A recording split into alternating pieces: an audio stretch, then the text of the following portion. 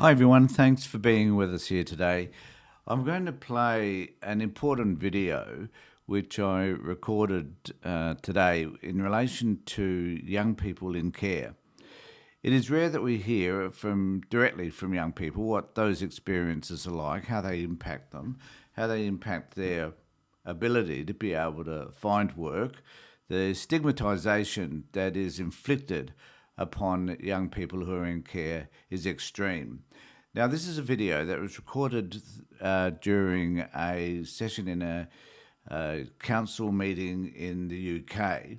Now, even though it's the UK, the experiences that this young person talks about relates to all young people, no matter wherever they live. And they're the same stories that we've heard here in Australia concerning how young people are stigmatised, how they have a certain number of barriers that they have to try and overcome as they enter the workforce.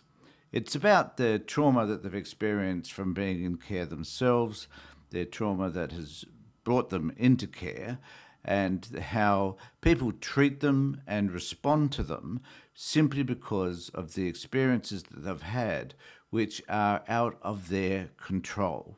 Things that had nothing to do with them in terms of their input into those things, but which have determined how their lives have turned out. So I'm going to play this video for you.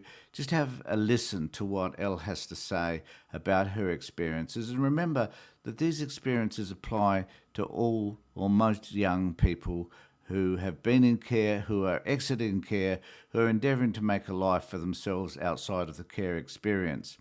But they are lumbered with a whole host of experiences which are simply unique to them and which we as a community need to understand. In fact, we need to hear more from people like this young person in the UK. We need to hear more from them here in Australia to let us know that there are changes that politicians need to make in order to make their lives, that is the person leaving care, the young person's care experiences different. Now, we here in Australia, our care system is managed by our states. In the UK, it's managed by the shires. So it's a little bit different, but the issue is still the same. So I'm just going to play this video for you, and I'll talk about it once it's concluded. To address the council. Hello. Good afternoon. Please press ahead when you're ready. Perfect. Thank you so much for taking the time to listen to me. Okay. Care experience is often misunderstood. The first words that are usually said to me once I tell somebody that I was in foster care are, "You mean like Tracy Beaker?" Followed by a long and often really awkward pause. Of course, it's understandable why people react like this, given the presentation of us in the media alone. It's enough to scare anybody. And this is without the added mystery and misconceptions of being taken out of class regularly to meet with a social worker or police or support staff, all of which the system require. Combine this with outcomes for children in care, and it doesn't look great. But we need to shift our perspectives. It's common for these children to have experienced trauma all over the country as a child. And I think it's important to remember this, that they're vulnerable children. I'm one of the lucky ones, actually. I get to sit here and tell you my story, but I have a job. Next week, I'll be graduating from a fantastic university, and I have the unconditional love and support of both of my foster parents. I'm often told I made it out, but every day I struggle with the label of being in care. I face decisions none of my peers face. To choose to leave my family behind as they did not support my decision to attend university, to work multiple jobs alongside my degree to get me through. To even get to university, I had to car hop to attend open days, which already made me feel like I didn't belong.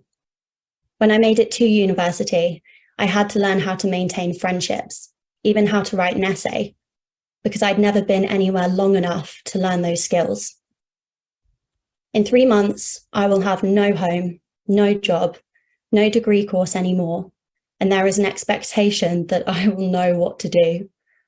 To start the process of transitioning, I'm interviewing for jobs.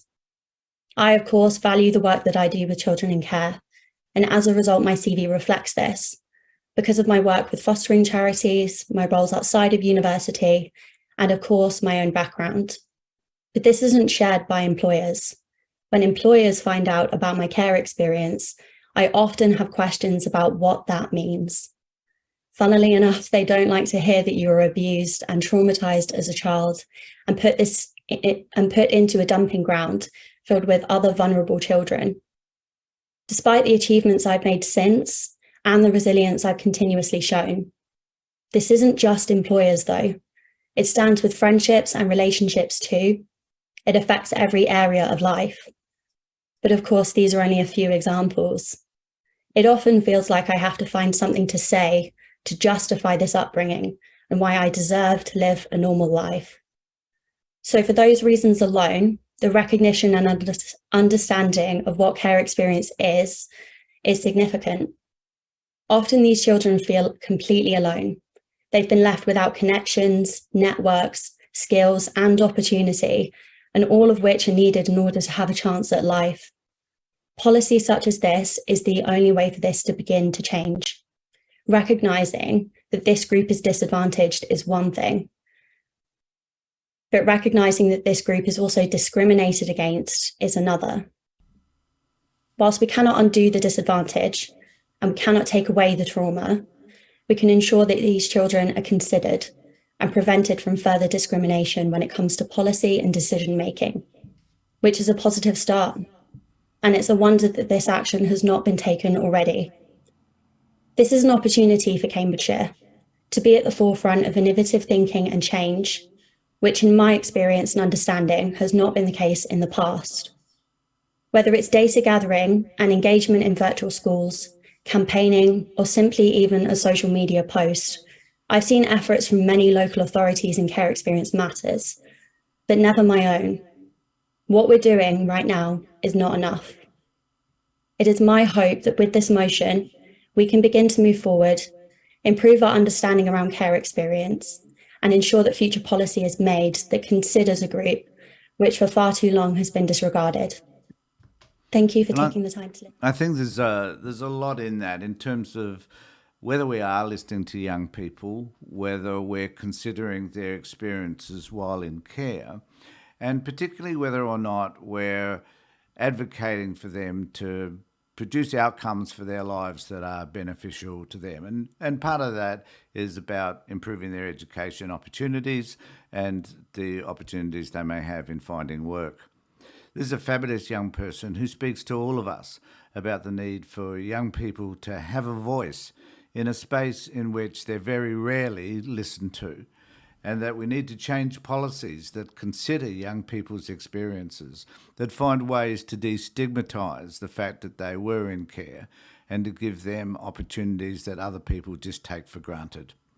If you've got any comments about any of this, please make them to below in this feed, and also contact us at admin@childprotection.party. And if you're watching this on YouTube, could you please subscribe to our channel? Thanks for being with me, everybody. Take care and look after yourselves.